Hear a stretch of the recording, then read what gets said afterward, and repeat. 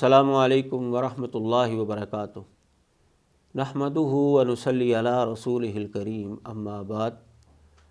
اعوذ باللہ السمیع العلیم من الشیطان الرجیم، من ہمزہ ونفخہ ونفثہ، بسم اللہ الرحمن الرحیم۔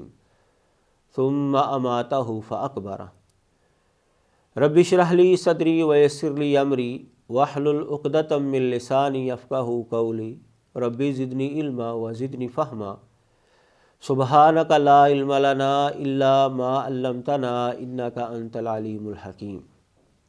عذاب قبر اور راحت قبر کے حوالے سے ہماری گفتگو چل رہی تھی، اور ہم یہ موضوع بیان کر رہے تھے کہ اسی قبر کے اندر جو دنیا میں قبر نظر آتی ہے، اسی قبر کے اندر اسی میت کو جو ہم وہاں پر دفناتے ہیں، راحت کا معاملہ یا عذاب کا معاملہ ہوتا ہے۔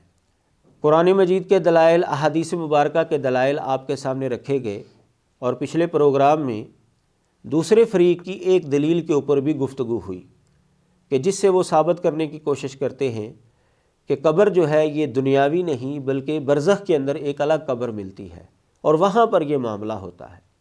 انہی کی دلیل کو ہم مزید آگے بڑھاتے ہیں، جو دوسری دلیل ان کی جانب سے پیش کی جاتی ہے، اور وہ بڑی اپنی طرف سے وہ مضبوط دلیل پیش کرتے ہیں کہ قرآن مجید میں اللہ تعالیٰ نے فرمایا ہے ثم اماتہ فاقبرہ، کہ اللہ تبارک و تعالیٰ نے انسان کو موت دی اور پھر اس کو قبر دی۔ یعنی اللہ تبارک و تعالیٰ ہر انسان کو موت دیتا ہے اور ہر انسان کو پھر قبر بھی مہیا کرتا ہے، لیکن حقیقت میں جب ہم دیکھتے ہیں، خارج میں جب ہم دیکھتے ہیں، تو ہمیں پتہ چلتا ہے کہ سب انسانوں کو قبر نہیں ملتی۔ کسی کو جلا دیا جاتا ہے، کسی کو درندے کھا جاتے ہیں، کوئی پانی کے اندر غرق ہو جاتا ہے۔ تو معلوم ہوا کہ جب اللہ نے یہ اصول بتا دیا ہے کہ سب انسانوں کو قبر ملنی ہے اور خارج کے اندر سب کو قبر نہیں ملتی، تو ثابت ہوتا ہے کہ یہ قبر برزخ کے اندر ملتی ہے، یہ دنیاوی قبر مراد نہیں ہے۔ اس سے پہلا جواب تو اس کا یہ ہے کہ ان احباب کی یہ ذاتی رائے ہے، سلف صالحین میں سے کسی نے اس کی تائید نہیں کی، کسی نے بھی برزخی قبر کے حوالے سے کوئی بات نہیں کی۔ لیکن جیسا کہ میں نے پیچھے وضاحت کر دی کہ برزخی قبر کا معاملہ مرزا غلام محمد قادیانی نے اور اس کے بیٹے نے تسلیم کیا ہے، اور انہوں نے اپنی امت کو یہ نظریہ دیا ہے، تو وہاں سے یہ مسئلہ جو ہے اخذ کیا گیا اور مسلمانوں کے اندر شامل کرنے کی کوشش کی گئی۔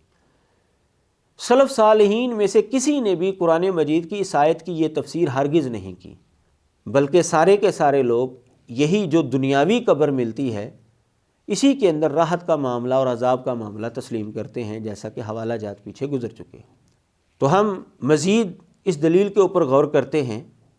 دوسرا جواب یہ ہے کہ بالفرض اگر ہم مان بھی لیں کہ جن لوگوں کا انہوں نے تذکرہ کیا ہے کہ جو جل جاتا ہے یا جو غرق ہو جاتا ہے یا جس کو درندے کھا جاتے ہیں ان کو قبر نہیں ملتی، تو پھر بھی ہم اس آیت کو ایسے سمجھتے ہیں کہ یہاں پر ایک عام اصول بیان ہوا ہے۔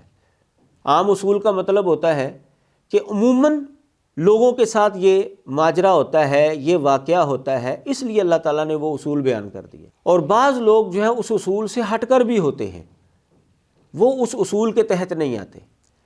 تو عموماً لوگوں کو قبر ملتی ہے، عموماً لوگ جو ہے وہ زمین کے اندر جاتے ہیں، اس لیے اللہ تبارک و تعالیٰ نے اس کو بطور اصول اور ضابطے کے بیان کیا ہے، اور جن کو بقول فریق مخالف کے قبر نہیں ملتی وہ اس سے مستثنیٰ ہوں گے۔ اس کو ہم کیسے ثابت کرتے ہیں، کیسے ہمارا یہ استدلال ہے؟ ہم انہی آیات کو پڑھتے ہیں جو یہاں پر موجود ہیں۔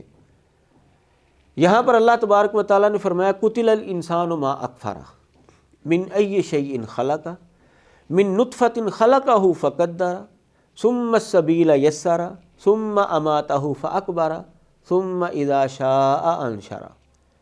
انسان تباہ ہو جائے، کس قدر وہ ناشکرا ہے۔ اب یہاں پر اللہ تبارک و تعالیٰ نے یہ اصول کے طور پر بیان کیا ہے کہ انسان جو ہے وہ ناشکرا ہے۔ اس کا یہ مطلب ہرگز نہیں کہ ہر انسان ناشکرا ہے۔ کیوں؟ کہ اللہ تبارک و تعالیٰ کے نبی، پیغمبر، رسول، سلف صالحین، نیک لوگ، وہ تو ناشکرے نہیں ہیں۔ معلوم ہوا کہ یہ عام ایک اصول اور ضابطہ بیان ہوا ہے اور کچھ لوگ اس سے مستثنا ہوں گے۔ مزید آگے چلتے ہیں، دوسرا جملہ ہے من ای شیء خلق، من نطفۃ خلقہ فقدر۔ اللہ تبارک و تعالیٰ نے کس چیز سے اس کو پیدا کیا؟ نطفے سے اس کو پیدا کیا ہے۔ تو کیا سارے انسان نطفے سے پیدا ہوتے ہیں؟ حضرت آدم علیہ الصلوۃ والسلام، سیدہ حوا سلام اللہ علیہا، حضرت عیسیٰ علیہ الصلوۃ والسلام، یہ تینوں شخصیات اس اصول سے ہٹ کر ہیں۔ معلوم ہوا کہ یہاں پر ایک عام اصول بیان کیا جا رہا ہے، ہر انسان کی بات نہیں ہو رہی۔ تیسرا جملہ ہے ثم السبیل یسرا، یعنی پھر پیدائش کے لیے اس کا راستہ جو ہے وہ آسان کر دیا۔ تو کیا ہر انسان پیدائش کے وقت جو ہے وہ آرام سے پیدا ہو جاتا ہے؟ کیا ہمارے معاشرے کے اندر بڑا پریشر نہیں ہوتا؟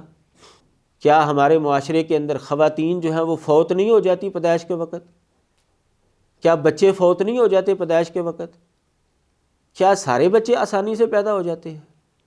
بلکہ یہاں پر ایک اصول بیان ہوا ہے کہ عام طور پر بچے جو ہیں وہ نارمل ڈلیوری سے پیدا ہو جاتے ہیں، لیکن کچھ بچے وہ پریشانی سے پیدا ہوتے ہیں، تکلیف سے پیدا ہوتے ہیں، تو وہ اس سے مستثنا ہوں گے۔ آپ اس اصول کو مزید بھی سمجھ سکتے ہیں قرآن مجید کے مختلف دلائل سے، لَقَدْ خَلَقْنَا الْإِنسَانَ فِي أَحْسَنِ تَقْوِيمٍ، اسی طرح وَصَوَّرَكُمْ فَأَحْسَنَ صُوَرَكُمْ، اللہ تبارک و تعالیٰ نے انسان کو خوبصورت پیدا کیا ہے، بڑی اچھی بناوٹ میں اس کو پیدا کیا ہے۔ تو کیا سارے انسان خوبصورت ہوتے ہیں؟ کیا سب انسانوں کی بناوٹ جو ہے وہ صحیح ہوتی ہے، اچھی ہوتی ہے؟ نہیں۔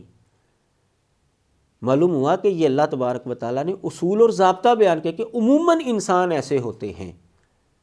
تو اسی طرح ثم اماتہ فاکبرہ، یہاں پر اللہ تبارک و تعالیٰ نے ایک عمومی اصول بیان کیا کہ عموماً انسانوں کو قبر ملتی ہے، اس لیے یہ اللہ تعالیٰ نے یہ جملہ استعمال کیا ہے، اور بعض انسان اس سے مستثنا ہوتے ہیں، جیسا کہ ہر اصول سے بعض چیزوں کو الگ کر دیا جاتا ہے۔ تیسرا جواب اس کا یہ ہے کہ اللہ تبارک و تعالیٰ نے یہ جملہ ارشاد فرمایا ثم اماتہ فاکبرہ، پھر اللہ تعالیٰ اس کو موت دیتا ہے، پھر اس کو قبر مہیا کرتا ہے۔ اب وہ قبر اللہ تبارک و تعالیٰ خود مہیا کر دے یا انسانوں کے ذریعے مہیا کر دے، قبر بہرحال اس کو ملتی ہے ہر انسان کو۔ اور قبر کا مفہوم یہی ہے کہ مرنے کے بعد جہاں پر میت پہنچ جائے، جس مرضی کیفیت کے اندر پہنچ جائے، وہی اس کی قبر ہے۔ کیوں؟ کہ قیامت والے دن ہر انسان کو اس کی قبر سے ہی اٹھایا جائے گا۔ ظاہر ہے کہ برزخی قبر سے تو نہیں اٹھے گا جو فریق مخالف کے ذہن کے اندر قبر ہے۔ سارے مسلمانوں کا عقیدہ ہے کہ وہ اٹھے گا اسی زمینی قبر سے ہی، جیسا کہ دلائل میں آپ کے سامنے رکھتا ہوں آگے، اٹھے گا وہ اسی قبر سے، زمینی قبر سے۔ تو جہاں پر مرنے کے بعد انسان کی میت پہنچ جائے وہی اس کی قبر ہے۔